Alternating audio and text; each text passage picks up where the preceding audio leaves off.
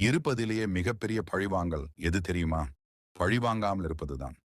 உங்க எதிரிகளை நீங்க கைய கூட அசைக்காம ஜெயிக்கின்றதுக்கு இதோ 7 வழிகள். 1. அமைதியா இருங்க.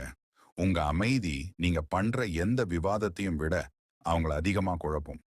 2. ஜெயிச்சுக்கிட்டே இருங்க. நீங்க வெற்றிகரமா வாழறத பார்க்கிறது தான் உங்க எதிரிக்கு மிகப்பெரிய சித்திரவதை. 3. மன்னிச்சிடுங்க, ஆனா மறக்காதீங்க. மன்னிப்பு உங்கள சுதந்திரமாக்கும். ஆனா நடந்ததை ஞாபகம் வச்சுக்கிறது உங்கள புத்திசாலியா வச்சிருக்கும். 4. கௌரவமா விலகிப் போங்க. யார் அமைதியா விலகுறாங்களோ அவங்க கிட்ட தான் உண்மையான சக்தி இருக்கு. 5. உங்க வலியை எரிபொருளா பயன்படுத்துங்க. ஒவ்வொரு காயமும் அதை நீங்க வளர்ச்சியா மாத்தும்போது ஒரு சக்தி வாய்ந்த ஆயுதமா மாறும். 6. நேரத்திடம் விட்டுடுங்க.